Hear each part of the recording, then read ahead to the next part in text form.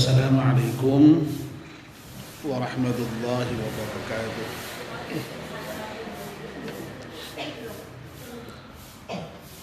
Bismillahirrahmanirrahim. Alhamdulillahi rabbil alamin. Wassalatu wassalamu ala asyrafil mursalin Sayyidina wa maulana Muhammadin wa ala alihi wa sahbihi ajma'in, amma ba'd. Ibu-ibu jamaah pengajian Masjid At-Taqwa, jamaah pengajian putri ya, Masjid At-Taqwa yang dimuliakan Allah Subhanahu wa taala. Alhamdulillah, kita panjatkan syukur kepada Allah Subhanahu wa taala yang pada sore hari ini atas limpahan rahmat dan nikmatnya kita bisa hadir di serambi Masjid At-Taqwa ini untuk melaksanakan aktivitas rutin mingguan kita di hari Jumat sore, yaitu pengajian jamaah putri. Kita mohon kepada Allah Subhanahu wa taala semoga kehadiran kita di majelis taklim ini dicatat sebagai amal ibadah kita, yang mudah-mudahan dengan mengaji ini Allah memberikan tambahan ilmu kepada kita, dan dengan tambahan ilmu itu mudah-mudahan Allah juga menambah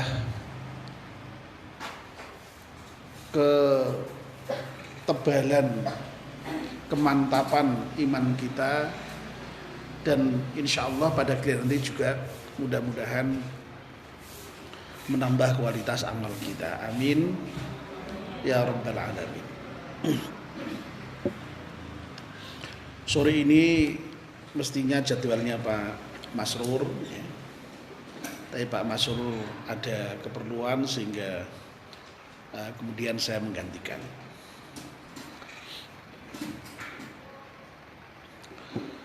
Kalau tidak salah ingat, kita yang terakhir sudah menyelesaikan pembahasan tentang tawakal ya, betul ya. Sudah selesai Bu ya. Ya. Kalau tidak salah 2 kali mungkin kita bahas tawakal. Jadi kita sebagai seorang mukmin dituntut untuk bertawakal kepada Allah Subhanahu wa taala, menyerahkan segala urusan kita kepada Allah Subhanahu wa taala. Jangan sedikit pun kita merasa mampu ya, untuk menyelesaikan urusan kita sendiri ya. Karena memang pada prinsipnya kita ini tidak mampu untuk berbuat apapun ya, kecuali atas izin Allah Subhanahu wa taala. Dan pasrah kepada Allah itu bongkoan saja.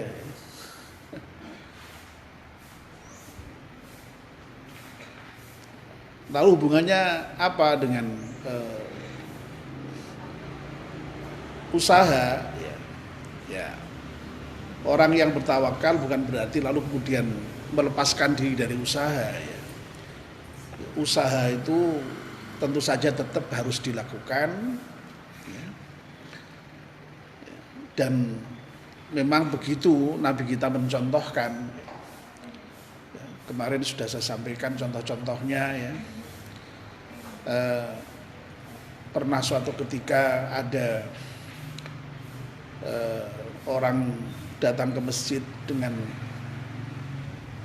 naik unta atau naik kuda begitu, lalu kemudian masuk begitu saja, untanya, kudanya tanpa dicancang ya, diikat. Nabi memerintahkan ikat dulu baru kamu tawakal.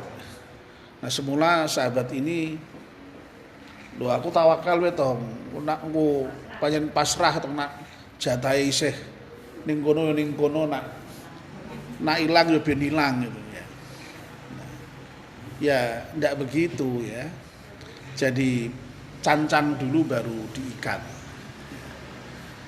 Kok cancang dulu baru diikat ya. Cancang dulu atau ikat dulu baru pasrah ya, baru tawakal kepada Allah Subhanahu wa taala. Jadi tawakal dituntut untuk pasrah, bongkokan, tetapi tentu saja tidak harus meninggalkan upaya ya. Dalam segala hal ya. Dalam hal sakit, kepengen sembuh ya tawakal kepada Allah, tapi ya harus tetap berusaha berubah. Ya.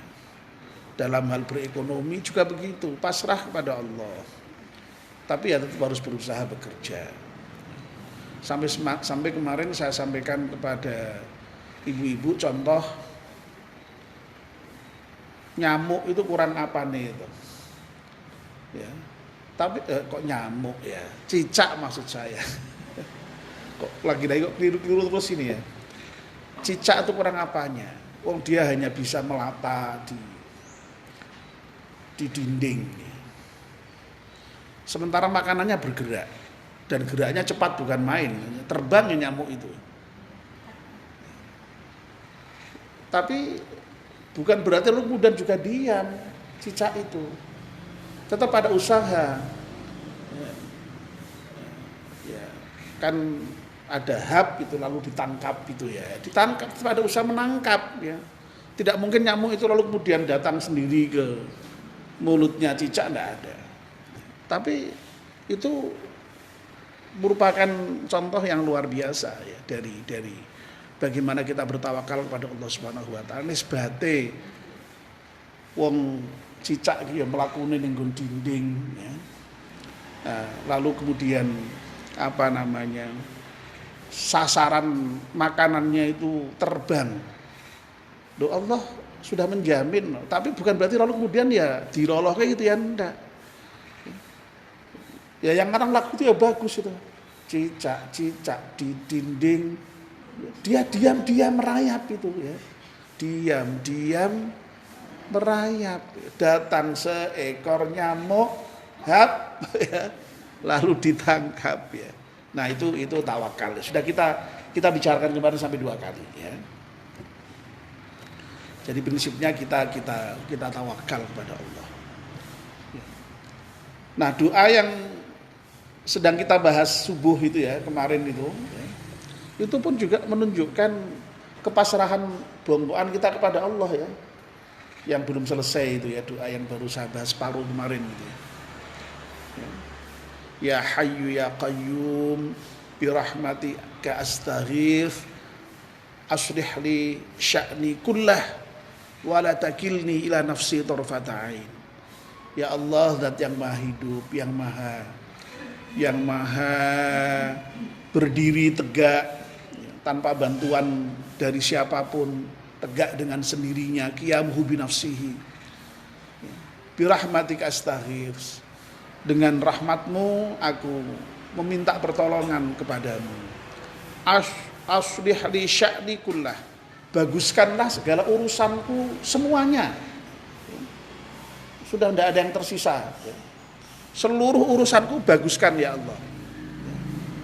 Nah, yang terakhir wala takilni ila nafsi tarfata ain. Jangan engkau serahkan urusanku itu kepada diriku sendiri.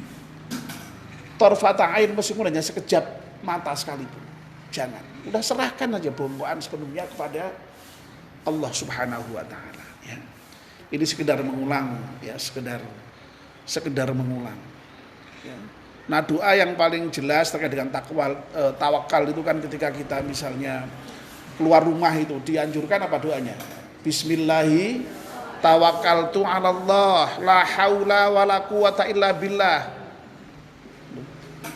Ketika kita sudah keluar rumah itu segala kemungkinan bisa terjadi. Makanya kita ya sudah pasrahkan kepada Allah. Tawakkaltu 'alallah. Ya. Tidak ada daya dan kekuatan kecuali dari Allah Subhanahu wa taala. Ya. Wong nyatane sing wis hati-hati. Lalu bukan berarti lu kemudian cuma wis tawakal terus sembarangan ya ndak, itu hati-hati. Tapi nyatane sing hati-hati ya isih ada kemungkinan untuk ya mendapatkan musibah, makanya ya sudah serahkan sepenuhnya kepada Allah Subhanahu wa taala. Ya. Baik, itu tentang cabang iman tawakal kepada Allah Subhanahu wa taala. Jadi tetap dengan usaha ya. Nah, cabang iman yang berikutnya yang akan kita bahas adalah cabang iman nomor 14 ya. Kalau dalam buku ibu-ibu itu nomor halaman 49 ya. Kalau ibu masih punya bukunya ya, cabang-cabang iman itu halaman 49. Nah, cabang iman nomor 14 ini adalah beriman bahwa mencintai Nabi Muhammad sallallahu alaihi wasallam itu merupakan kewajiban. Dengan kata lain, kita harus mencintai Nabi kita Muhammad sallallahu alaihi wasallam kalau kita ingin disebut sebagai orang yang beriman. Jadi terhadap Nabi itu tidak hanya beriman. Kalau beriman kepada nabinya itu sudah merupakan rukun iman yang 6 itu, beriman kepada utusan Allah. Tapi cabangnya ya, tidak hanya beriman, ya, termasuk cabang iman itu kita harus mencintai Nabi kita Muhammad sallallahu alaihi wasallam. Jadi iman saja tidak cukup, tetapi harus diwujudkan juga dalam bentuk kecintaan kepada Nabi kita Muhammad sallallahu alaihi wasallam. Nah, di bagian awal dari buku ini dijelaskan ya bahwa keimanan bahwa Nabi mencintai Nabi itu wajib, atau dengan kata lain bahwa kita itu memang harus mencintai Nabi karena Nabi kita Muhammad sallallahu alaihi wasallam itu merupakan pangkal dan pokok segala macam nikmat.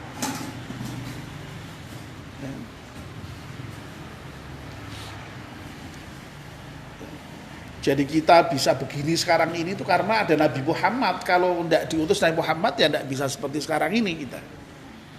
Ya. Karena beliaulah ya Allah kemudian melimpahkan rahmatnya kepada kita. Melalui beliau juga Allah menyelamatkan kita dari kebodohan dan kegelapan. Ya. Makanya biasanya kalau anak-anak yang biasanya baru lomba pidato itu, yang baru belajar pidato itu kan sholawat dan salam kepada Nabi kita Muhammad sallallahu alaihi wasallam yang telah membawa kita dari alam kebodohan kepada alam yang penuh dengan ilmu ya, alam kegelapan kepada alam yang terang ya. Itu kan selalu begitu Bu ya kalau biasanya itu. kalau dengar yang biasanya memulai pidato pembukaan itu ketika terkait dengan Nabi biasanya menyebut itu. Jadi Nabi itu pangkal segala nikmat. Nah, di dalam buku Syu'abul Iman ini misalnya yang berkaitan dengan tadi Nabi sebagai pangkal nikmat itu, misalnya Allah berfirman di dalam surat Ali Imran ayat 164 ya. Silakan kalau yang ada Quran dibuka boleh ya, dibuka. Bahkan kalau perlu dibaca juga boleh. Monggo silakan siapa yang membaca. Ali Imran ya, surat ketiga ya, ayat 164. Monggo dibaca. Yang sudah ketemu. Laqad manallahu 'alal mu'minina id ba'atsa fihim rasulan min anfusihim yatlu 'alaihim ayatihi wa yuzakkihim wa yu'allimuhumul kitaba wal hikmah wa in kanu min qablu lafi dhalalin mubin. Ya. Laqad mannallahu 'alal mu'minina idh ba'atha fihim rasulam min anfusihim yatlu 'alaihim ayatihi wa yuzakkihim wa yu'allimuhumul kitaba wal hikmata wa in kanu min qablu lafi dhalalin mubin. Sesungguhnya Allah telah memberi karunia kepada orang-orang yang beriman dengan mengutus seorang rasul di tengah-tengah mereka dari golongan mereka sendiri yang membacakan ayat-ayat kepada mereka dan membersihkan jiwa mereka serta yang mengajarkan kepada mereka kitabnya dan juga mengajarkan hikmah. Sesungguhnya sebelum itu mereka benar-benar dalam keadaan kesesatan yang nyata. Jadi di ayat ini digambarkan bahwa diutusnya Rasulullah Sallallahu Alaihi Wasallam kepada orang-orang mukmin itu merupakan nikmat yang luar biasa. Ya. Laqad mannallahu 'alal mu'minin. Sungguh Allah itu telah memberikan karunia kepada orang-orang mukmin. Jadi dengan mengutus Rasul itu Allah memberi nikmat. Yang Rasul itu lalu kemudian melaksanakan tugas dan fungsi membacakan ayat-ayat Allah, mensucikan jiwa mereka, tazkiyatun nafas. Jadi dulu itu jiwanya orang-orang sebelum Rasul datang itu ya tidak karu-karuan, disucikan oleh Nabi kita, lalu Nabi kita mengajarkan kitab kepada mereka dan juga mengajarkan hikmah. Nah sehingga orang-orang yang dulunya itu sesat dalam keadaan sesat yang nyata, kemudian setelah diturunkan Rasul kepadanya itu menjadi orang-orang yang mendapatkan hidayah dan sekaligus nikmat dari Allah Subhanahu wa Ta'ala. Karena itu makanya harus bersyukur kita itu dengan diutusnya Rasul gitu. Dan oleh karena itu juga harus kita imani, dan karena kita imani maka kita harus cintai. Nah itu jadi urut-urutannya begitu. Jadi dengan Allah mengutus Nabi itu kita bersyukur, berterima kasih kepada Allah. Nah wujud terima kasih kita, syukur kita kepada Allah diwujudkan dalam bentuk mengimani Rasulullah. Nah iman itu diwujudkan juga dalam bentuk cinta kepada Nabi kita Muhammad Sallallahu Alaihi Wasallam. Ada ayat lain yang hampir senada juga, yang menggambarkan betapa dengan diutusnya Nabi itu menjadikan umat yang semula itu Masya Allah sudah digambarkan dalam jurang, tepi jurang, neraka itu, tapi Allah diselamatkan. Yang semula dulu suka bermusuhan, lalu kemudian pertautkan hatinya sehingga saling mengasihi. Itu juga karena diutusnya Nabi. Coba dibaca dalam surat Ali Imran juga ayat 103. Wa'tasimu bihablillahi jami'an wa la tafarraqu, dan berpegang teguhlah kamu dengan tali Allah dan jangan bercerai-berai. Ya. Jadi kita diminta untuk bersatu, jangan bercerai-berai. Nah, Allah lalu mengingatkan wadhkuru, ingatlah kamu sekalian nikmatallahi alaikum, nikmat Allah kepadamu. Idh kuntum a'daan fa'allafa baina qulubikum. Ketika itu kamu dulunya, sebelum Nabi Muhammad SAW diutus itu, a'daan, saling bermusuhan. Dan orang jahiliyah itu dalam bermusuhannya luar biasa itu, antar suku, antar golongan itu Masya Allah itu. Ada masalah sedikit saja itu rak terima, ujung-ujungnya perang antar suku. Itu terjadi terus-terusan itu. Nah, dengan datangnya Nabi Muhammad SAW, orang yang semula saling bermusuhan itu fa'allafa baina qulubikum, lalu kemudian diapakan? Diberi perasaan saling mengasihi di antara mereka, ya. Dipertautkan hati mereka. Lalu fa'asbahtum bi ni'mati ikhwana, dengan begitu lalu kemudian jadilah kamu itu yang semula bermusuhan menjadi berkawan, bersahabat. Ya. Masya Allah ya.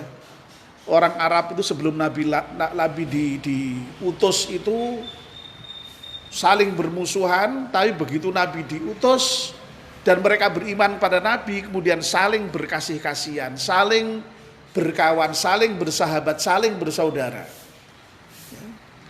Dan persaudaraan itu digambarkan sedemikian rupa, ya, saling menyayangi, saling menghormati, saling memberi, ya. Meskipun dirinya sendiri itu merasa butuh itu, ya, berani berkorban untuk temannya, sampai begitu dalam berkawan itu di dalam masyarakat yang dibentuk oleh Nabi kita Muhammad SAW, terutama hubungan antara sahabat yang dikenal dengan sahabat Muhajirin dan Ansor itu, ya. Ibu-ibu kalau mendengar ceritanya, Masya Allah ya. Jadi para sahabat Muhajirin itu ketika berhijrah ke Madinah itu kan ya tidak bawa apa-apa, memang hartanya ditinggal di Mekah, istrinya ya ditinggal di Mekah, ya. Tapi Masya Allah karena mereka bersahabat itu kemudian bersaudara itu seluruh kebutuhannya apa yang kemudian di Madinah itu ya dibantu oleh orang-orang Ansor. Walau kan Nabi Khososah, meskipun orang Ansor seperti itu yang janjiannya ya butuh gitu loh. Sampai begitu. Ya. Makanya ya Allah dalam Al-Quran itu kan ada ayat lan tanalul birra hatta tunfiqu mimma tuhibbun. Orang itu tidak akan mendapatkan kebaikan kecuali dia itu mampu memberikan apa yang dia cintai. Ya. Ya. Kita itu kan kadang-kadang ya Allah ya memberi, tapi memberi itu kok ya baju bekas yang ora wis rak dienggo lagi dikeke wong, ya. Ya. Lah yang kita cintai itu kan mesti kan bagus, yang baju yang masih bagus itu eman-eman. Ya Allah ya. Begitu ya. Jadi tuntutannya itu tidak hanya sekedar menginfakkan, tapi menginfak yang kita cintai. Ya. Lan tanalul birra hatta tunfiqu mimma tuhibbun. Berat ya. Ya, tapi usah orang-orangnya infak sampai lah seberapapun, sing penting ikhlas. Ya GSR rakyatan barang-barang bekas ya alhamdulillah ketimbang wong disimpen wae atau ya itu sudah ya mudah-mudahan lah sudah mengamalkan ayat untuk mau berinfak. Meskipun Rp1.000 ya alhamdulillah ya. Nah, begitu. Tapi kalau bisa yang terbaik yang kita cintai. Nah, sahabat Ansor itu Masya Allah ya. Sekali lagi yang dulunya orang Arab itu jahiliyah itu saling bermusuhan, itu bersaudaranya Masya Allah. Ngungkuli karo dulure dhewe. Nuwun sewu ibu-ibu ya. Ini sampai dulu itu kan memang orang beristri lebih dari satu itu kan biasa ya. Itu sampai istrinya aja dikasihkan itu. Kon milih jajal. Lah jenengan piye kira-kira wis kono. Sampai begitu. Ya, saking saking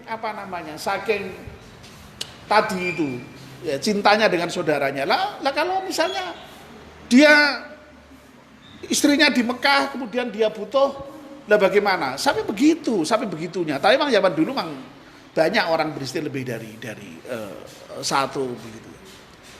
Nah, Nabi kemudian memang lalu kemudian ya meskipun dalam Islam masih dibolehkan tapi dibatasi ya. Dibatasi itu pun juga masih dibatasi lagi. Kamu boleh itu kalau kamu bisa adil. Tapi Al-Quran sendiri juga menjustifikasi kamu tuh tidak mungkin bisa adil. Nah, berarti ya seperti seperti tidak boleh sebenarnya ya. Jadi mungkin boleh dengan catatan yang sangat-sangat ada alasan yang sangat mendesak begitu. Ya. Itu jalan tengah memahaminya. Ya. Kalau sampai tidak membolehkan juga Al-Quran memang nyatanya membolehkan ya. Jadi membolehkan tapi dengan catatan yang sangat-sangat ketat sebenarnya ya itu.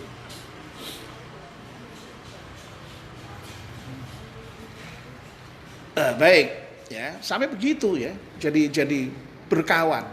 Lalu kemudian wa in kuntum ala syafa khufratin minan nari fa anqadhakum minha.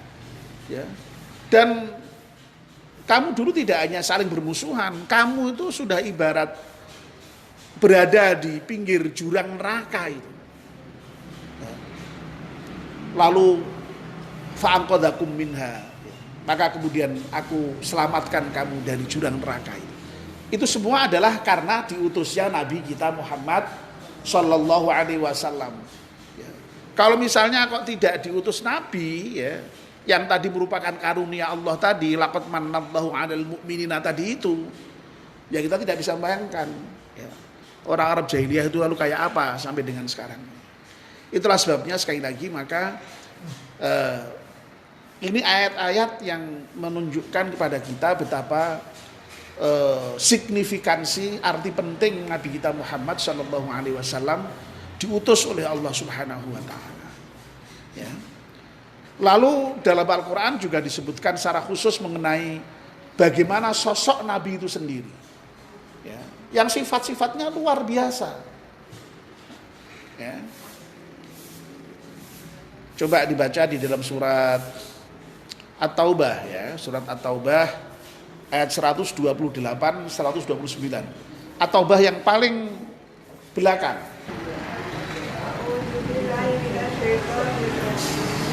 Laqad ja'akum rasulun min anfusikum azizun 'alaihi ma 'anittum harisun 'alaikum bil mu'minina ra'ufur rahim.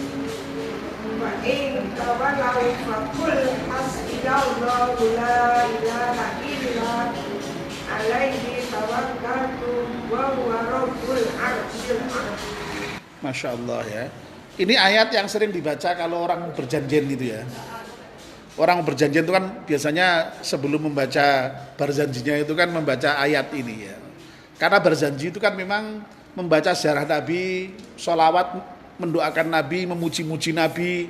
Nah sebelumnya itu dibacakan ayat yang memang itu merupakan sosok mengenai Nabi kita Muhammad SAW. A'udzu billahi minasyaitonir rajim. Laqad ja'akum rasulun min anfusikum azizun 'alaihi ma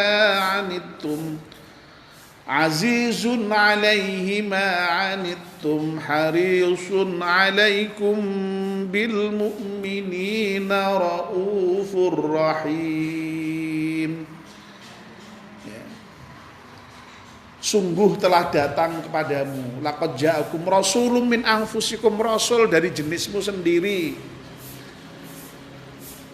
Nah, rasul itu memiliki sifat yang bagaimana? Azizun 'alaihi ma 'anittum. Berat terasa bagi Nabi itu penderitaan. Jadi Nabi itu kalau melihat penderitaan orang itu ikut sakit. Ya, ikut kasihan, ikut nelongso, prihatin. Itu sifat Nabi. Jadi kalau ada pemimpin itu ya mestinya ya yang punya sifat seperti ini harusnya itu. Nak ndelok anak buahe, ndelok umate, ndelok yang dipimpin, ya kudune iki. Ya. Nak sing dipimpin menderita ya sedih. Ya, prihatin. Rak tegel ya. Lalu harisun 'alaikum, Nabi itu sangat menginginkan keimanan dan keselamatanmu. Jadi Nabi itu tadi di samping kalau melihat orang itu sedih ya, orang menderita itu prihatin itu Nabi juga kepengen sekali kita itu selamat, kepengen kita itu beriman.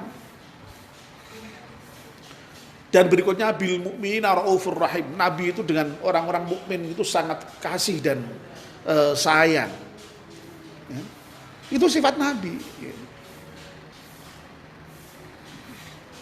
Nah dengan sifat itulah lalu kemudian Nabi itu kemudian berhasil membawa tadi masyarakat Arab yang jahiliyah itu yang semula seperti tadi digambarkan tadi dalam kesesatan yang nyata, dalam keadaan bermusuhan, dalam keadaan sudah di tepi jurang neraka mau hancur begitu. Diselamatkan Nabi. Ya. Dan Nabi berusaha dengan sekuat tenaga itu, ya, memperjuangkan nasib umat manusia itu. Dan dalam kenyataannya dalam sepanjang sejarah kehidupan beliau itu Nabi berjuang untuk menyelamatkan manusia itu. Jadi sifat yang disampaikan oleh Allah di dalam surat At-Taubah ayat 128 itu betul-betul tergambar itu dalam keseluruhan sejarah kehidupan Nabi itu. Ya. Jadi Nabi sangat peduli, ya. Jadi sangat prihatin ketika melihat penderitaan umatnya dan sangat menginginkan keselamatan umatnya dan sangat kasih sayang dengan umatnya. Ya, ini. Nah, lalu ayat berikutnya itu kira-kira kalau diterjemahkan secara bebas kira-kira bunyinya begini. Lawang Nabi itu diutus, aku wis ngutus Nabi dengan sifat-sifat yang seperti itu, ya toh. Lah kamu tuh mestinya ya beriman, kamu tuh mestinya ya cinta dengan Nabi. Lah wadene kamu tuh kok kemudian Nabi sudah diutus, Nabi sampai punya sifat-sifat seperti itu, kok kamu juga nggak beriman, kamu nggak mencintai Nabi. Ya wis sakarepmu, kira-kira begitu. Cukuplah fakul hasbi Allah, cukuplah Allah. Sampai begitu Allah itu. Wis ora paten kira-kira nak kowe ora iman karo Nabi, kira-kira Gusti Allah kira-kira nak ditegaske kira-kira gitu. Wis cukup Allah, fakul hasbi Allah. La ilaha illahu alaihi tawakkaltu wa huwa rabbul arsyil azim. Yang tidak ada Tuhan kecuali Dia, yang Dia itu sebagai Rabb dari arsy yang agung. Jadi,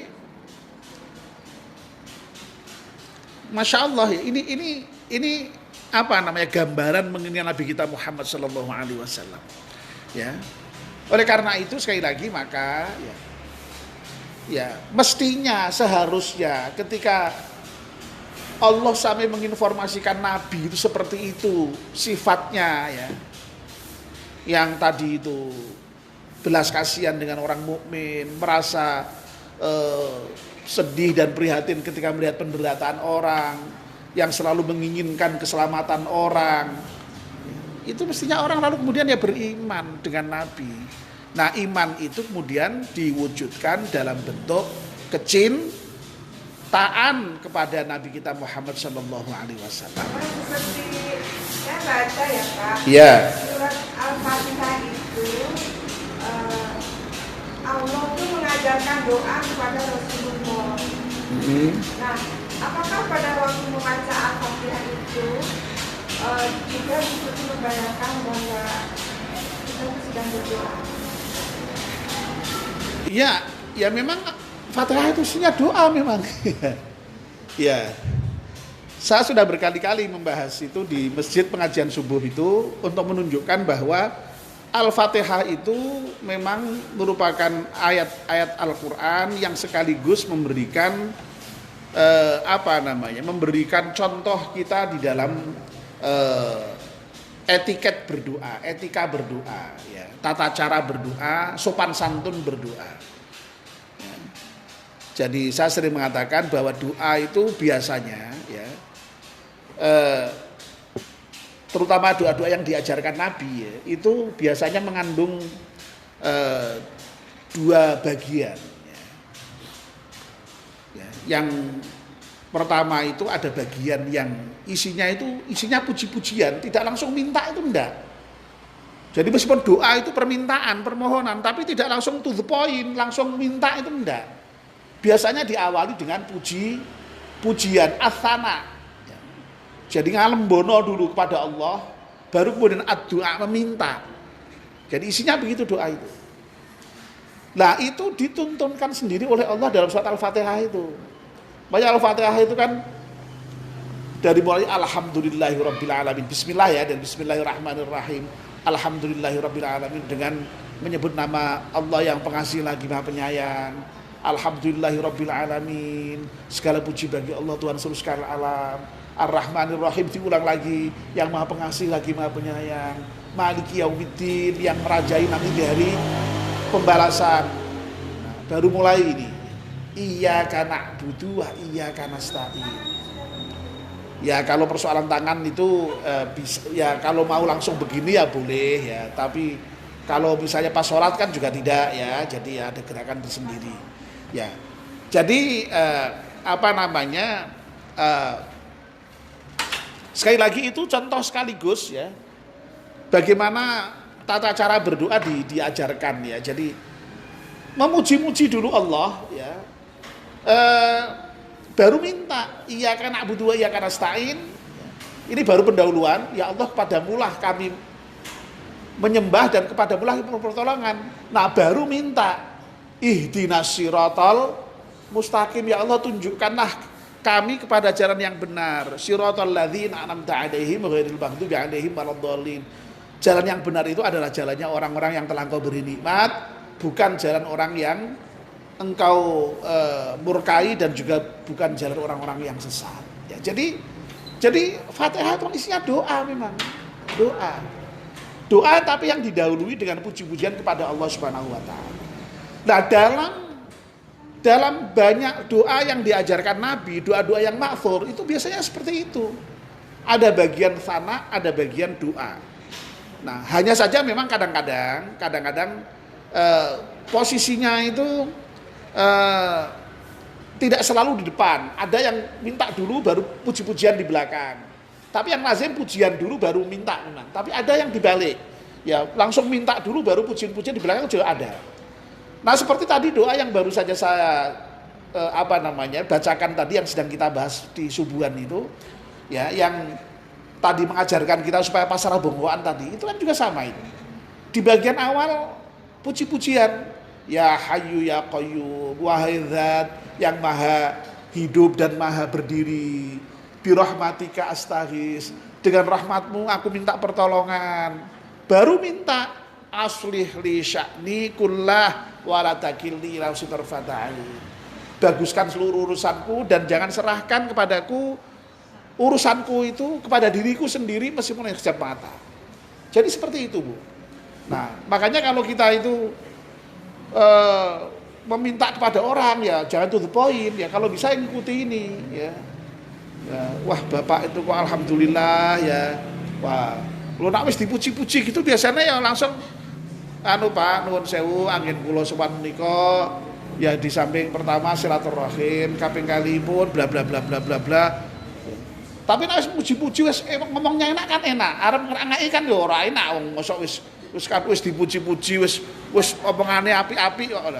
Tapi nek teko-teko misalnya begitu masuk, Pak ini minta bantuan, lah kan ya beda ya Bu ya, beda. Nah itu Allah mengajarkan sendiri itu di dalam Al-Quran. Ya. Doa yang disebut dengan Sayyidul Istighfar itu juga sama ya. Itu kan dimulai dengan puji-pujian dulu. Allahumma anta rabbi, ya Allah engkau adalah Tuhanku, la ilaha illa anta, tidak ada Tuhan ya Allah kecuali engkau ya. Khalaqtani wa ana abduka, engkau telah menciptakan aku dan aku ini hambamu, wa ana ala abdika wa adika. Wah itu untuk puji-pujian semua itu ya. Kita merendahkan diri betul di hadapan Allah itu. Nah, baru kemudian faghfirli, ya Allah ampunkan aku, fa innahu la yaghfiru dzunuba illa anta. Masih diulangi lagi pujian, tidak ada yang bisa mengampuni ya Allah kecuali engkau. Jadi sekali lagi Al-Fatihah itu isinya memang doa, dan doa yang diawali dengan puji-pujian ya. Tetapi Al-Quran juga tidak semata-mata doa ya.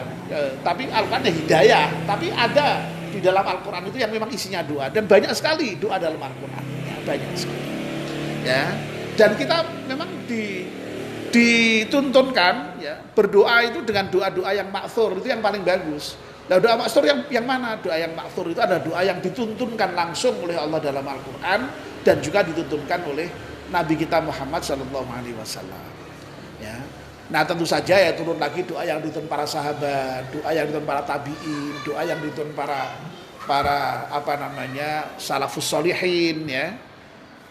Sebab doa itu prinsipnya itu kan, doa itu kan sebenarnya senjata ya. Ad-du'a silahul mu'min. Doa itu senjatanya orang mukmin. Ya. Nah, kenapa kita itu kok di dalam berdoa harus mengikuti petunjuk Allah, petunjuk Rasulullah, mengikuti orang-orang salafus salihin? Ya, karena untuk menjamin supaya doa kita itu tidak salah. Seperti ini ya Pak, baca Bismillah ya Pak. Bismillahirrahmanirrahim. Panjang ya Pak? Ya. Tapi saya sering dengar tuh gini, Bismillahirrahmanirrahim. Ya itu ya memang, makanya jadi bahasa Arab itu kan bahasa bukan bahasa kita, sehingga memang kita harus belajar cara membaca yang benar itu ya. Ya, tapi kalau sementara karena tahunnya baru seperti itu ya mudah-mudahan diterima ya. Orang dulu tuh mengucapkan ya hayu ya qayyum itu katanya ya yo kayuku yo kayumu yo kayuku yo kayumu ya. Tetapi memang dulu orangnya mengucapkan itu meskipun dengan cara mengucapkan yang salah, tapi dia orangnya hatinya bersih, yang memang dia betul-betul ya bisa jadi malah lebih manjur. Nah, sekarang ini mungkin fasih, tapi kalau makanya itu jadi yang misalnya kalau melihat orang yang tidak fasih, kita jangan langsung kemudian mengklaim, menyalahkan, itu tidak usah. Tapi kita sendiri harus berusaha untuk membaca yang lebih bagus, mau belajar, ya itu aja ya. Tapi kalau yang belum, tidak usah dipaitu, tidak usah diece, tidak usah dibully, tidak usah wah kowe maca ngono suratmu ora usah tidak perlu. Masalah diterima dan tidak itu urusan Allah Subhanahu wa taala. Ya jadi gitu aja. Lah yang kita sendiri mengharuskan ya. Kalau untuk kita sendiri kita harus mengharuskan. Jadi sekali lagi, jadi kalau ada hal-hal seperti itu lebih banyak arahnya kepada diri kita sendiri, bukan untuk orang lain. Ya, kalau untuk orang lain, ya mudah-mudahan Allah, kita doakan saja. Ya. Nah, kalau untuk diri kita memang kita harus membuat syarat-syarat yang ketat ya untuk diri kita sendiri. Jadi kalau orang lain itu jangan lalu kemudian langsung diklaim, itu jangan. Ya. Misalnya ada hadis Nabi, ayatul munafiki salah satu, tandanya orang munafik itu 3, kalau dia ngomong berdusta, kalau dia berjanji dia menyalahi ya. Kalau dia diberi amanah cedera, tidak amanah ya. Oh, begitu melihat orang bohong sedikit langsung munafik berarti itu. Enggak perlu begitu gitu loh. Ya, tidak usah begitu ya. Tapi itu untuk diri kita sendiri. Waduh, saya kok masih suka berbohong ya. Jangan-jangan saya ini masih termasuk golongan orang munafik. Jangan untuk menjustifikasi orang lain ya. Jangan. Nah, itu. Oke. Sampai di mana tadi ya?